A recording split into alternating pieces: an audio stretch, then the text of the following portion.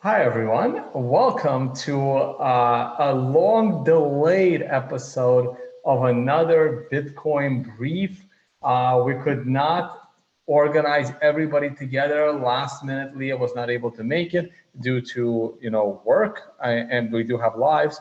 But I was able to steal Jimmy's song. Jimmy, how you been, man? I haven't talked to you in like weeks. I know, it's crazy. I mean, where are you right now, Tone? I don't even know where you are in the world. So I am in Singapore right now. So it is 11:30 p.m. my time. I am 12 hours behind New York time, and I was gonna have all day in Singapore tomorrow and then leave the day after. But due to some scheduling conflicts in Australia, I may have to leave Singapore a day early. I will be figuring that out midway through the night tonight. Like, dude, there's like no sleep in this space, and it's crazy. Yeah, we all have our own projects. We gotta keep going and doing our stuff. So yeah, I'm busy trying to finish this freaking book. So Oh but God, yeah, I know you put out the book.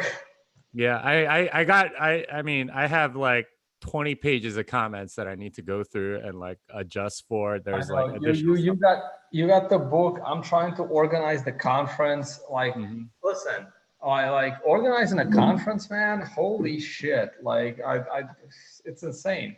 It's absolutely. Everyone says it's like the most work that they've ever done, and like they're just glad when it's over, just because the stress isn't there anymore. So Yeah, and I again, imagine it'll be and I similar have for you. so much free time starting a conference. It's Jesus. All right, man. Let's get it. Let's get into the stories. You and I both have a hard stop at Mhm. quarter after the hour. So let's just jump right into it. I have not really been paying too much attention to what happened to your offer to the bet with Roger. Uh-huh. Apparently, the offer is been accepted. That's a little too much to read since I have you on. What are the terms? And let me see if you got a good deal out of this. Well, so the bet more or less started like 6 months ago, but like it came to a head at the cruise because he said, "I will bet you $1 million that 10 years from now, Bitcoin Cash will be, higher market value than Bitcoin." And of course, I followed up with him, and I basically show all of the email exchange that I've had with Roger, just because he's like saying that I'm a liar, that I'm a coward or something like that. And I'm just showing, okay, this is exactly what happened. Here's the exchange, and this guy is just being a complete weasel. So anyway, he said on the show, I guess that they filmed over the weekend or something like that, that I got notified of like yesterday, that he is willing to take me up on my bet with the caveat that the $1 million has to go to charity of the winner's choice. And of course, no, that's not going to work for me. I do say at the end of this article exactly what my conditions are, which is you have to give the $1 million to the winner, and the winner can will donate at least 25% to a charity as the winner sees fit. And I think that's a lot fairer. That doesn't allow for shenanigans. I don't want him to get a tax deduction off of this bet. So anyway, that I think I logged everything. I put all the cards out on the table. Here's exactly what happened. I called him out on an article from May privately, and he more or less tried to back off of his words. I log exactly what the conditions I wanted were. He moved the goalposts a couple of times, and this is what's happened. So I'll let people be the judge, and you can read exactly what was said and tell me if he's being a weasel or not. I personally think he is, and I doubt that this. I still doubt that anything will come of this, because he's just kind of like that, and he likes to. He likes to get credit for saying something, but when someone calls him out on it, he tends to just sort of hide in a corner and pretend that he's being the bigger man. So I expect that to continue to happen, just like with Joe Lubin. So we'll see. Oh, Jimmy, so he has not accepted your bet. Well, he accepted with the condition that the $1 million goes to charity. And I said no. Oh, well, I argue why, because I think he's just going to like get a Yeah, no, tax. no, that's an unfair bet because he has 100 times more money than you. Yeah, probably. And No, I that's think it's completely idiotic. unfair. So If, I offer him this. Offer him this. well, I Uh, already offered him at the very bottom. It's it has, you have to pay the winner $1 million, and the winner has to donate 25% to right. charity, but it's after the No, winners receive the money, right. not No, before. that's a totally unfair bet because again, he has 100 times more money than you. Okay, so if you guys are going to bet a nominal amount of $1 million each, that's not fair. Now, if you guys want to bet 10% of your total net income, then that 10% can go to charity because then it's not going to be 1 million for him. It's going to be like 20 million for him.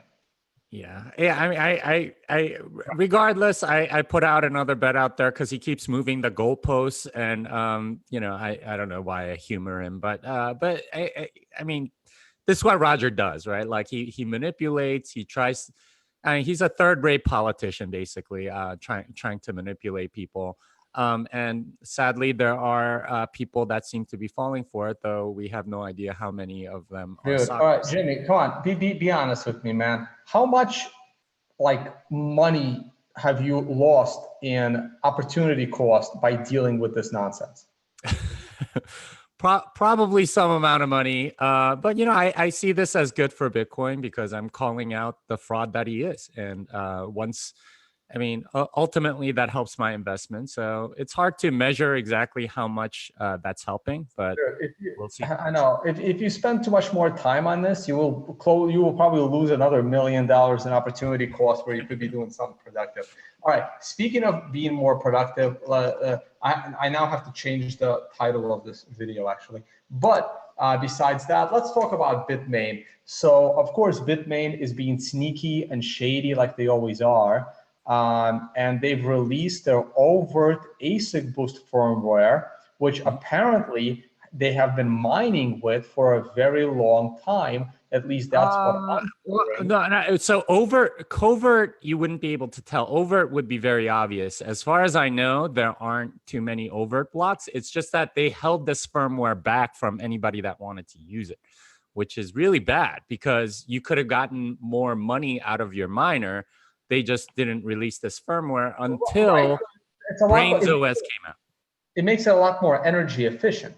Yeah, and it would be good for their customers, except they've been holding this back, which is kind of ridiculous. Well, from what I'm hearing, they were holding it back for their customers, but they were using it in their own. No, if they were, then it would be obvious because the block would have weird version numbers, and the only version numbers that were weird that I've seen are from the Dragon Mint miners, and it would be.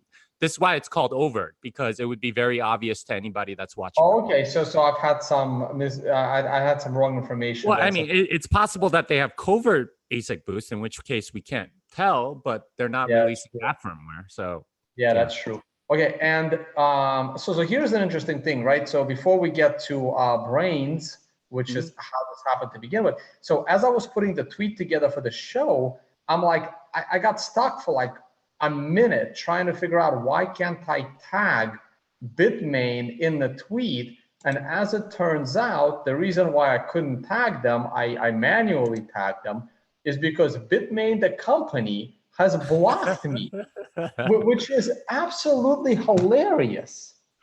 Right? I think you could say achievement unlocked at this point, Tone. That's I guess. Like I don't understand how a company that's about to go public can justify blocking people. Like you're a company, like you're not a person. Like I understand Jihan Wu blocking me. Speaking of which,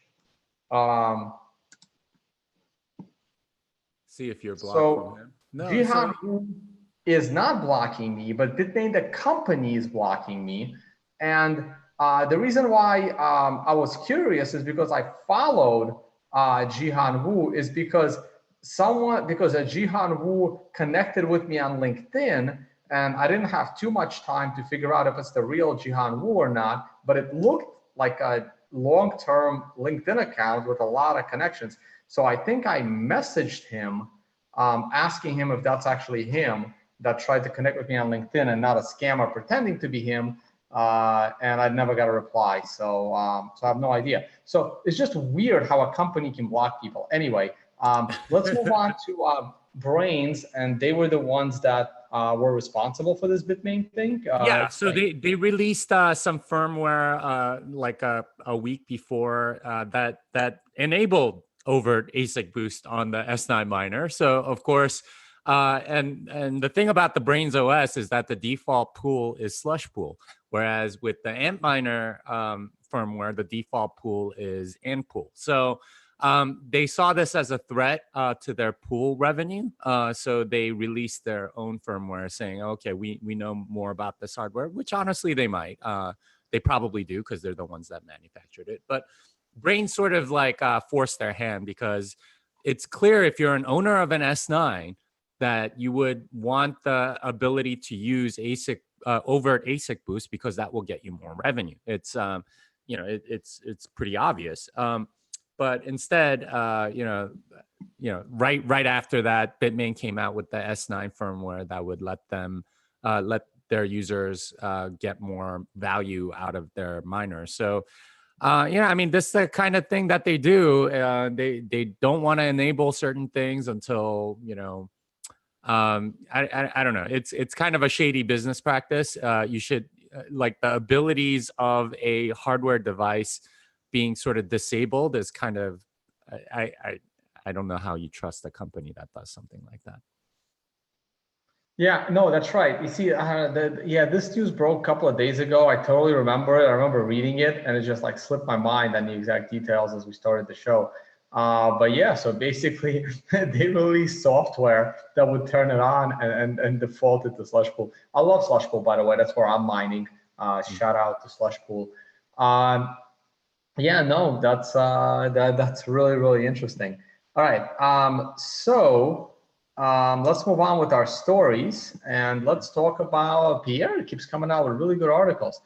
So did Pierre join the Chain Code Labs Lightning residency? And he's like, yeah. He. I mean, they had tons and tons of applicants, but he was one of the ones selected. He actually ran a Lightning node off of Excel, which is really interesting. I encourage you guys to go and look at how that works. But there were a ton of different applications that they built, but essentially they brought the biggest Lightning experts to Chain Code Labs and had a bunch of people that were interested in creating L apps, and they made them and had a little demo for a lot of people at Chain Code this past weekend. So here's Pierre is great because he actually blogged the whole thing. So there's like a 4-part series where he talks about exactly what the experience was like and different aspects of Lightning. He was tweeting that the whole time too.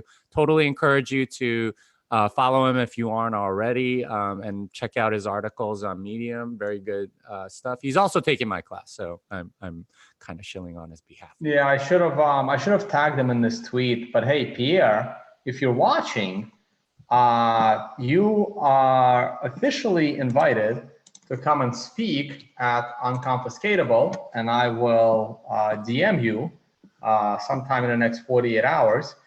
Come out and play some poker with us. And the poker has been restructured. It is now a single tournament with, oh man, okay, I'm sorry, this graphic, I need to clean cache. Hold on a second here. Control refresh. Without doxing myself, let me just do no, Control R. Was it Control R? Yeah, Control R. Let me see. No, I got a clean graphics cache. So what I can do is, hold on a second, I have to stop or screen. Shift F5 maybe, I don't know. Yeah, no, none of that works on my computer for some reason. I don't know why. I gotta open an incognito window. 1 second. We'll redo it real quick. Unconfiscatable. I go to Zoom. I go to screen share, and I'll share this window. Then I'll have to flip back to the other window. There we go. All right. Yeah, so hey, Pierre, I'm going to message you to see if you want to come and talk about Lightning on our panel. I restructured the poker tournament. It's going to be maximum 100 people, celebrities, and the number of seats will be smaller because I got to reserve seats for celebrities. It'll be celebrities and anyone that wants to register. So hurry up. It's 0.1 Bitcoin now, not a full Bitcoin. 0.1 Bitcoin, 10 people. It's a nonprofit tournament. So like expenses and the rest of the Bitcoin will be given out in prizes, and some of that pool will go to Bitcoin, not charities, but like Bitcoin developer project, like maybe a scholarship for Jimmy's programming course, something like that, right? So there'll be a piece devoted to Bitcoin development. Expenses will be taken out of it. I'm paying for this thing. It will be self-funding expenses because it will be a professional tournament. So like with professional dealers and everything. And here we go with the speakers. Hey, Jimmy, check this out. Oh, very nice. Saifedean is in. We got Saifedean. And here are our speakers so far, man. Willie's in too. Trace. Yeah. That'll be fun. It's going to be a great conference. And guys, this is going to sell out. And, if you think about Baltic Honey Badger and, Hacker Congress, those sold out pretty fast. At some point there's going to be momentum and you're going to be begging for tickets. So yeah, and the tickets are going to go up in price, guys. You see it right here, how many tickets left at this price, and then it goes up. So because the venue only fits 300 people, there are only 300 tickets are for sale. 300 people plus the speakers and maybe sponsors. I have no sponsors for this yet. There might be 1 or 2 sponsors. So if you are interested in sponsoring, you better be a Bitcoin company, better not be an ICO. So please reach out. But yeah, so this is going to be great. Please register. And we have workshops on Thursday and Friday. We have the carnivory dinner on Thursday. Registration will be coming. And Friday night is the poker game right here, 7 p.m. Maximum 100 people. I am reserving some seats for celebrities. Doug Polk is already in. Ari David Paul, David Silver, Jimmy will play, Leah, Tyler, myself, Nick, George Salmon, if you guys remember who that was. Hopefully he's going to come back and do more videos. And we'll have more people. I haven't had too much time to promote it yet. All right, anyway, that's enough promotion. Let me stop this screen share. Let me drop this. Let's go back to Pierre Richard, because I kind of derailed us. Anything else you want to say about Lightning, Jimmy? Yeah, I think a lot of the apps that are coming out of that Chain Code Labs Lightning residency will make themselves more apparent in the next 6 months or so. But very excited. Thank you to Chain Code for putting that event on. I think you're making the space much richer as a result of building stuff. And that this is exactly what we want to happen instead of all these crappy ICOs and stuff, which is what our next story is going to be about. And speaking of a bunch of crap, that's a beautiful transition into storage. So storage has been around since 2014, I believe, when they did their ICO, and then they did a new ICO, and then I don't know if they only did 2 or 3 ICOs. Apparently, they have rewritten their white paper for the 3rd time. Are they pivoting again to another useless project? I don't know, but back then it was called a token sale and not an ICO, and they did this as a way to raise money. I think this is a very good illustration of why ICOs are generally completely useless. You see what happened to a project like this. They had an idea. Sean Wilkinson, nice enough guy, except for the Google Glass thing that he used to do all the time with, you'd always see him with Google Glass for some reason for like a couple of years. Anyway, well, Sean Wilkinson used to go around, call it, calling himself a Bitcoin Core developer in order to bring credibility to storage. How do you remember how much of a Bitcoin Core developer he was before storage? I mean, I've seen. I think his username is Super3. So I've seen him around. I think he has maybe 18 commits, something like that. And you know, I mean, it's fair enough. That's a core contributor or whatever.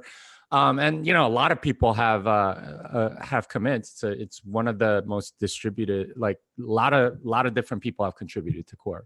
The thing about this is that it's been just sort of like living a zombie existence for a very long time, right? Like they have money, and it's because that money is there, they just sort of continue to exist on it. And I believe they did a token sale on Bitcoin, so they've had Bitcoin for like the last 4 years, and whatever Bitcoin that they managed to keep until, you know, more recently, you know, it's appreciated in value significantly. So they've been living this zombie parasitic existence off of the Bitcoin ecosystem, and they continue to churn out new white papers because, of course, like the first model didn't work, the second model didn't work.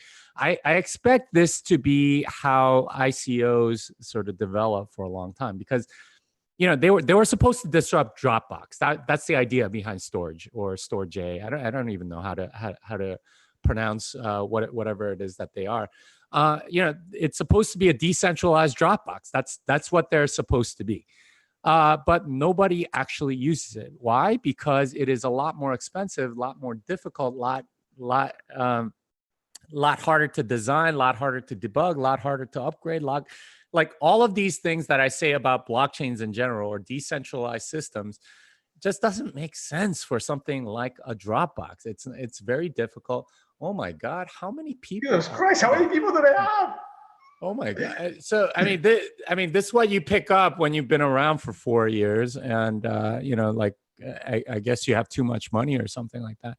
But I expect this to be the pattern for a lot of these ICOs. They preach decentralization for some tiny use case that people don't want to pay that much for, and then they end up having to release newer and newer white papers because nobody uses their freaking service, right? Like they have this utility token, quote unquote, that nobody actually ends up using. So I expect the vast majority of ICOs to go down this route where, you know, like they have way too much money, they're not producing a product that people want, and they have to justify spending money, so they keep, you know, releasing new white papers or clients or something like that. So you know, it's a good object lesson, at least hopefully for the community, and like watching projects like this and Factum and many others that have been around for 4 or 5 years that haven't done anything. Like it's that's a long time, guys. Like Factum is back to doing conferences in your city of Austin. Yeah, they had a conference over the weekend. Yeah, I heard that was pretty cringeworthy, but you know, I obviously. I know. I saw it. Well, what's that? The Texas. I spoke Texas with that Bitcoin conference, I think. Right, Texas. AAS, Texas. I know. Bitcoin conference. And yeah, there you go. Yeah, so I gotta say. So, oh God, you know what? Let's not talk about Decred. It'll be frustrating. Oh, gee. Okay, so making his own money, making his own money, and promoting everybody else has made money, making his own money. For money. Yeah. So everyone at this conference is printing their own money. Now, here's the crazy one, right? So I'm sure you've seen it before, rivets. I have not, actually. You haven't? I don't really pay attention to this stuff. So is this a third-party custodian? I know, honestly, I have absolutely no idea. I will. You'll recognize Steven Sprott. And so He's big friends with Paul Snow. He speaks at all his conferences. So I've already seen Rivets sponsor conferences since the day I joined the space. Probably since early 2014, they've been sponsoring conferences with their company. And he's a speaker at a lot of events. He's friends with Michael Turpin, friends with Paul Snow. To this, and I've spoken to him at least 20 times across 20 conferences. I have still to this day no idea what his company does. No clue. No clue. And I've spoken at the same conferences with him like at least a dozen times. I've seen his company sponsor dozens of events. And I've talked to him every time and I have no idea what they do. Yeah, like I mean, it sounds like obfuscation as a way to protect the money that they've gotten. I mean, it's.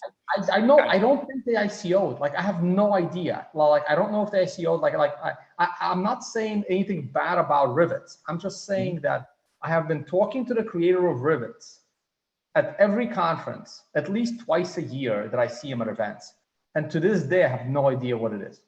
Yeah, and that's not uncommon in this space. Whether they say they are doing something, they're running some sort of hedge fund or whatever. You never No, really... it's some kind of a security app. I remember the first time I spoke to him about it, it was they were going to use some kind of hardware on Android devices to offline sign transactions. But I have no idea if it's been 8 times pivoted since then. Yeah.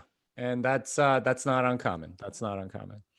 Anyway, storage. It's just and man, so frustrating. Okay. Yeah. Anyway, enough of that. Anything else you wanna? What's your next workshop coming up? Oh, well, it's actually here in Austin, November 14th and 15th. I'm doing Australia in early December. That's right. I'm going to leave Australia just as you're getting there. Yeah, I know, right? What can you do? Aren't you going on the Coinsbank cruise or something again, or is that like? No, I don't know when their next one is. I don't think they announced another one yet. Okay, all right. Well, it's kind of a surreal thing. You know that as much as I do. Anyway, I'm going to be in Chile for the Latin American Bitcoin conference. Okay. All right, great. I have, if you go to dates, the schedule is like actually day-to-day schedule. Yeah, so Austin, Melbourne, Sydney, Las Vegas. There's probably going to be London in February as well for all the Europeans that watch the show. I'm trying to get this book out. So hopefully, it looks like I may be teaching this class at the University of Texas as a graduate class. Nice. So we'll see how that works out. That'll be the first time. I with just a bachelor's degree get to be an adjunct lecturer somehow. Who knew that? Hey, no. It doesn't matter. You could have no degree as long as you have enough, actual experience. They can justify it.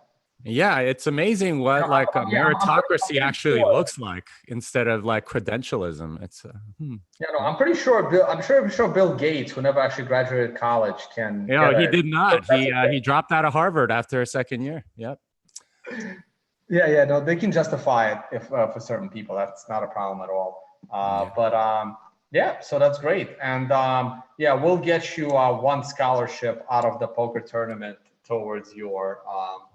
And you can apply for a scholarship right below that. I think the next section, if you scroll down just a little bit, is a scholarship. It's a general form. You're going to have to solve some sort of a programming problem to show that you know what you're doing. And I'd love to give out scholarships, and it's a great way to get involved in this thing if you think you have the chops to do it. So yeah, it's a challenge for all of you coders that are wanting to get into this thing.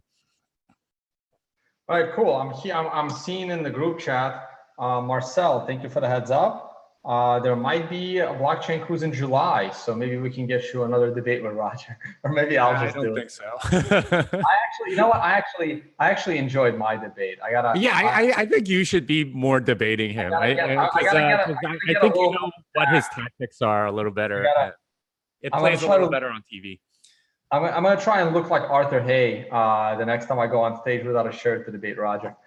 Well, well, the thing is, there's a very good chance that like everything falls apart next month for Bitcoin Cash. So, I mean, like Are that they hard fork sure? is coming, and there's a lot of people on the Satoshi Vision side that actually have a lot of hashing power. So, I mean, their thing has always been, you know, the miners are the ones that determine everything. If the majority of the hashing power is in Satoshi's Vision, then the people on the other side of that debate, which I believe Roger is more on with, you know, I guess Dedelnix and all of these other guys. I don't know what happens or what argument that they Oh, give. wait a minute. So hold on, sorry. Satoshi's Vision is Roger and Deaded Linux, or Satoshi Vision is Jihan Wu? No, Satoshi Vision is Craig Wright and I think Calvin Ayre. And the other side is Jihan and Roger and Amory Sachet and all those guys. So Roger isn't with fake Craig Satoshi Wright. anymore? I thought they were I tight. don't think so. At least if you observe like our BTC, they're saying bad things about Craig Wright. Yeah, that's exactly what I do every morning, Jimmy. I go straight to RBTC. Hey! I've only had to go on there because like at one point there were like the first 10 posts were about me and the debate or something like that. Or it's like, oh God. Anyway, so there's there's this split coming and it's in like 2 weeks. It's like November 15th or something like that. So okay, we might do it. We might have to. I might have to stop whatever I'm doing. I scheduled my seminar on that day, so I don't know how long I can go on that day. So it's a little bit tricky. Maybe we could do a post-mortem on November 16th, and we could do like a couple hours shows. Yeah, let me check my schedule. Where the hell am I on November 16th? Oh, I'm in Sydney. Yeah. I'm in Sydney.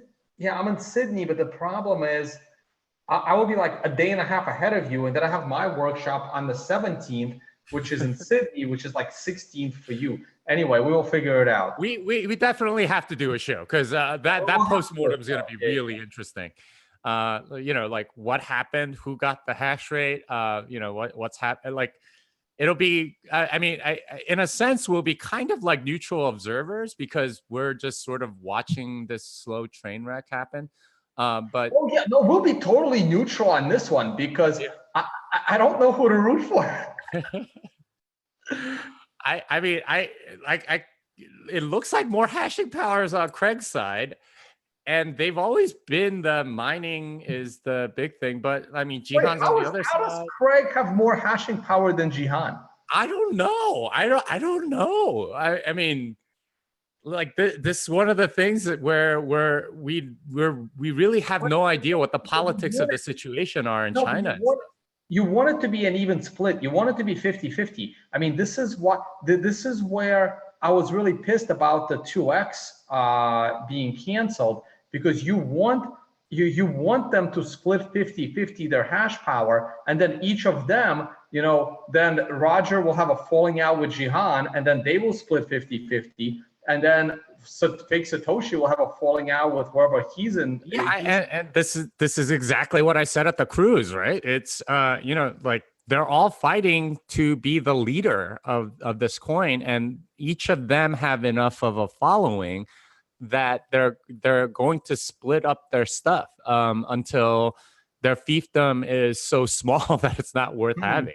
This might actually be good for Bitcoin from a fundamental perspective. Maybe I should reconsider my short that I currently have on that I'm about to double down. I mean, who knows what happens? I personally don't think Bitcoin Cash influences Bitcoin very much at all. So we'll see. All right, we will keep an eye on that. All right, you got 10 minutes. I got 10 minutes. I'm going to be doing, for those of you that speak Russian, at the bottom of the hour, in 25 minutes, I will be doing a live interview with Forklog, but that's in Russian. So just a heads up. I think it's time to talk about price. You want to stick around for a few minutes, Jimmy? I gotta get ready for this other thing, so unfortunately I'm gonna have to go. But That's but all right. That's yeah, all good. this song is done, guys. Hope to see you next time. Yeah, and Unconfiscatable, it's shaping out to be real good. Hey, you have to get me some devs for the panel. We'll talk about it later. All right. See you later. We're gonna take care of that, guys, for you. All right. All This right. song is done again. All right. For real this time. All right, guys. Hey, you just have me. The camera quality on my streams is going to be absolutely terrible because my webcam broke, and I have not had time to go buy a new one, and I can't order one because I'm traveling every few days. So at some point, I will need to buy a new webcam. So for now, you're just stuck with my laptop cam, though it's probably a good thing. You shouldn't be. There's no reason for everybody to just see me anyway. Okay. Let's talk about the price. Hey, great to have Jimmy on again. I mean, I got trolls left and right. I don't know why it's so interesting to people what I do with my money. Worry about what you guys are doing with your money. And I mean, I don't worry about what other traders do with their money and what trades that they have. It's totally uninteresting to me. So I'm not sure why other people think my trades are all that interesting. It's more of an educational thing. And the reason why I took on my trade to the short side is because this triangle scares me. Nothing here scared me, but this triangle does. And this triangle is telling me that we can easily drop 50% from here. At no risk reward. Hi. Oh, thank you, by the way, for letting me know how I can have my drawing tools while at the same time be on maximum screen. So at no point along the path that I feel an absolute need to hedge my crypto positions until now. But that's my personal view on things, okay? I don't really care how much money other people make. I couldn't care less. I don't care how much money other people have. For me, capital preservation is the only thing that's actually important. And this triangle worries me. Now, if we break this triangle to the upside, I'll be the happiest guy in the world. But for now, I am finally starting to hedge my Bitcoin positions by trying to earn more Bitcoin. So one person's motivations for a trade are completely independent of any other person, which is why no one should ever follow another trader's positions. I always advise people to learn how to trade, and you can, watch other traders for ideas, but mostly watch other traders for education. But if you are following another trader in your trades, the only thing that would lead to is the total loss of all of your money. You either need to learn how to trade and do it yourself, or you hand your money over to a professional and licensed money manager that will do it for you. Those are your only options. Trying to follow another person, whether it's me or anybody else, will only lead you to the loss of all of your money. It's the way it's always been, and it's the way it always will be, okay? So getting back to what I see here, I see a giant descending triangle. Now, you can disagree with me like Van Zen did, that it is a giant descending triangle. You can also attempt to disagree with me that this triangle is going to break out to the upside, but I will say that you are wrong. If you agree that this is a descending triangle, then statistically, it should break down to the downside.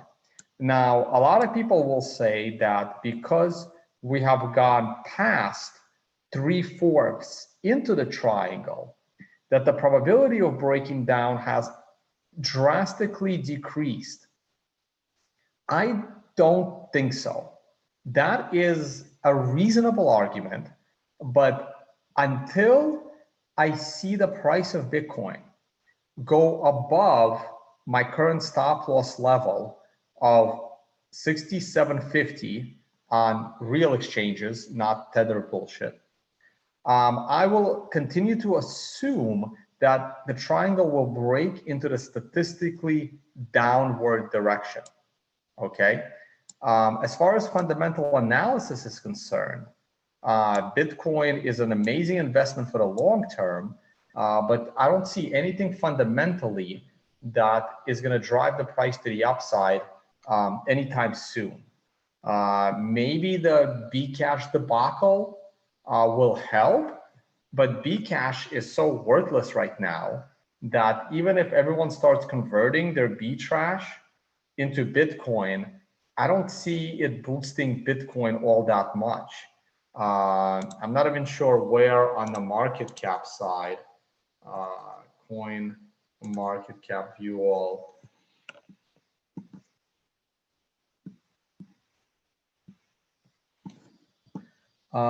Yeah, no, Bcash is still in this, but you have to see, this is a shitty metric, right? Because first of all, not only are Satoshi's Btrash never gonna move, so many people are not gonna cash out their Btrash. Like the actual market cap of Btrash that could convert into Bitcoin is not that high, and it will drop so fast the moment there is a major exodus. Like Bitmain can't get out of their Btrash because the moment they sell 20% of their million token Btrash, the price would plummet like a rock. So I don't really see a mass exit out of Bcash rising the price of Bitcoin because there's just not that much in there. There's just not much in there. Tether is at number 8 now, and Tether is deleveraging, right? So Tether is now going down in the amount of Tether, which is unfortunate. I really wanted to see Tether take the number 1 slot above Bitcoin because that would have been simply hilarious. Yeah, let's see what new scam coins have bubbled up. Oh, look at Binance at number 14 now. Like you can scroll down the list. I mean, the Fate, if you go to Paycoin, right? Like not that Paycoin, right? Like Paycoin is number 1,402. I remember when Paycoin was in the top 10. Aurora Coin, my favorite of all time, Aurora Coin. Aurora Coin at one point was number two on coin market cap charts, above Litecoin, above Monero, above Ripple, above all of them. Aurora Coin was at number 2, okay? I remember that, I was there. I was already in the space. Like all of this will come and go. Ethereum is currently at number 2. It will not stay there forever. Something else will go to number 2. Maybe it'll be EOS. Maybe it'll be Cardano. Maybe it'll be some other shitty clone, right? Eventually, Stellar will go ahead of Ripple because people will realize that Ripple's a scam. The Ripple token's a scam, and it will go down. And people have not yet realized that Stellar is a clone of that scam. EOS is significantly more centralized than Ethereum. And because EOS is significantly more centralized than Ethereum, it's significantly more useful to put your ICO on EOS because EOS is so much more centralized, it can scale so much better than Ethereum can, okay? And that's why most of the ICOs will move to EOS because it's way more centralized. And then when someone comes up with a more centralized version of EOS, it'll probably be Dan Larimer again. He'll come up with a more centralized version of his own garbage. And then the ICOs will migrate again to a more centralized platform until eventually it's just another database.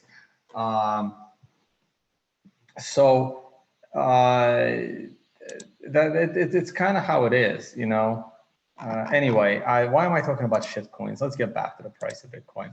So here's the daily chart of Bitcoin. And I had to close all my charts, guys. Hold on a second, load chart layout,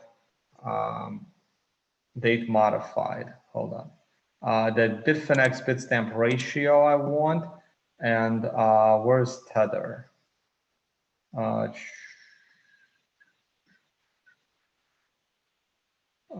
Tether. There's Tether. Okay, so why? So the ratio is really coming down here. So we are actually on a 7 with the ratio.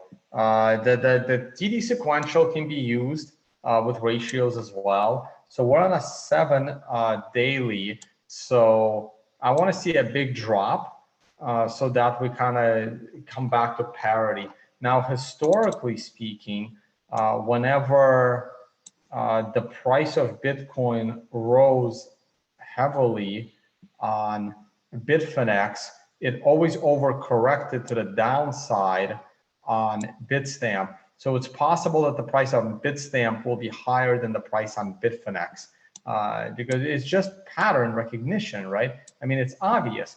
Every time Bitfinex got into trouble with their banks, it overcorrected here to here and here to here and here to there, right? So I don't see why it's going to be any different this time. Look at how low the volume is on this mess, and it'll probably overcorrect, right? So we're already seeing that. And here's Tether, you know, it hit a 9, Tether versus the dollar. It had a 1 to 2 candle correction, and now it's going back up into the countdown phase.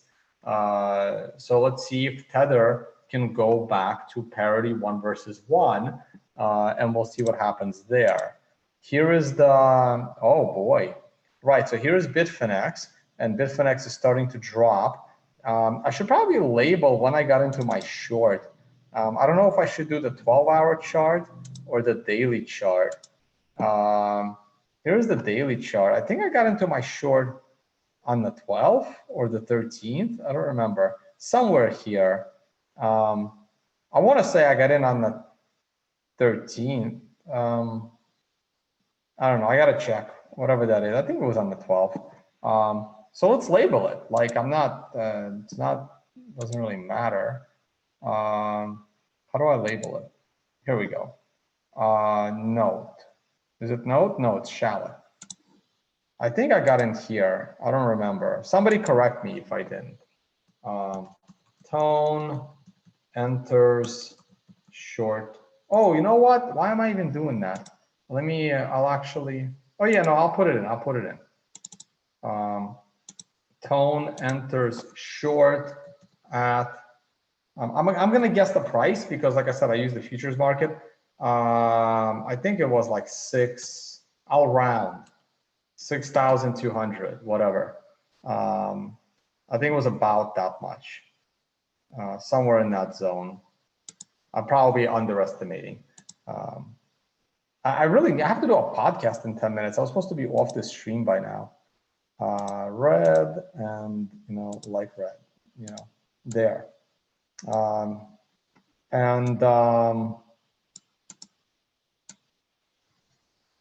the 12-hour chart is just so much cleaner. 12-hour chart is just cleaner. I think I got in somewhere on this candle, maybe, or this candle. I don't know. But anyway, we're getting close to my double down zone. My double down zone will probably be in this area here. No, I couldn't have gotten in at 6,200 because the low is 6,220. So I have to get in at like 6,280, something like that. Something like that. I don't know. And I got to check the time of entry. I don't remember. Somewhere over here, this is actually not a bad double down because even right now, because you have a red 2 going below a red 9, after a 9, accelerating into the countdown. So this is pretty much it right here. The 12-hour is giving you a short trade. The 1-2-4 candle correction has played itself out. The 4-hour chart is looking bad as well. You see the 4-hour chart gave you a 1-2-4 candle correction. And then right here, you can short again off the reversal.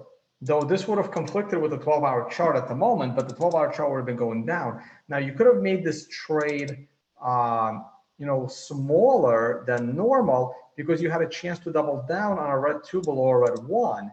The count has just reset, so you might have taken your profit, you might have not taken your profit. But here's the thing, right? You're about to accelerate to the downside because next candle, which unfortunately begins in 4 hours, which you're going to have a red 2 potentially going below a red 1 at the low with a 6 of 13 on the countdown side. Now, this is not good at all. Like the 4-hour chart is screaming short, and the 4-hour chart has been screaming short since like yesterday, actually, since 64.60. The 12-hour chart has just gone short like a minute ago. The daily chart is on a 7 of 9 setup, followed by a 1-2-4 candle correction to the upside, and then probably acceleration to the downside. And the weekly chart is at the bottom of the triangle. So none of this looks good at all. Let me look at the 1-hour chart. I closed all my charts. I have to reopen them. BTC USD. Where's the 1-hour chart? 60 minutes. Is it this one? Huh, why is it on sample trades? Interesting. It shouldn't be called sample trades. Let me see if it's my 1-hour chart. Oh, let me see my messages. I think my podcast is calling me. No, I don't see them yet. Okay, that's fine. So here's the 1-hour chart. So the 1-hour chart gave you a pair of combo 13s.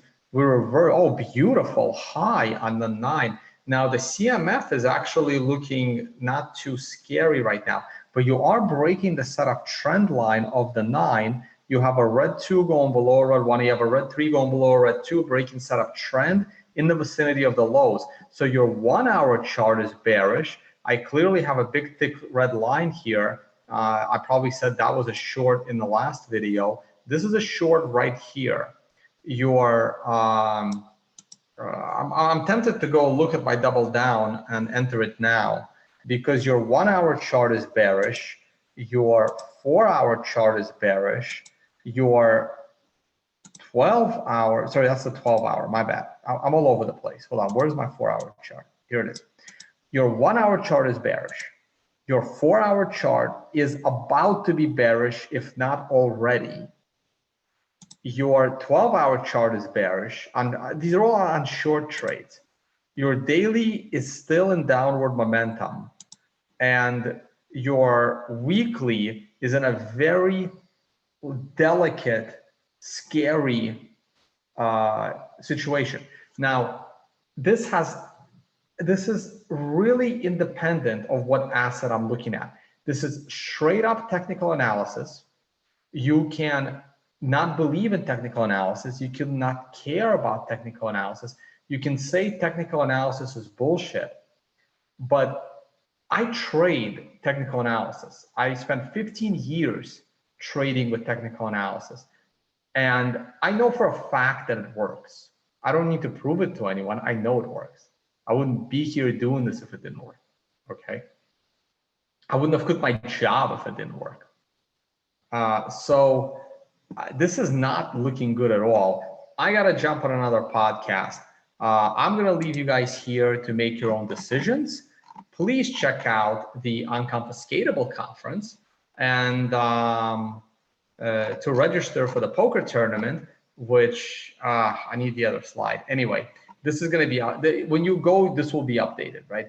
There's one poker tournament now, 0.1 Bitcoin to play with the celebrities on Friday night. And the conference has Saifedean as a speaker, along with Max Kaiser and all the other guys. On my homepage, check out my workshops. I am going to Australia either tomorrow. Shit, I may have to go there tomorrow. I may have to buy a new ticket. I'm either going to Australia tomorrow or the next day. I don't even know anymore. And Aruba.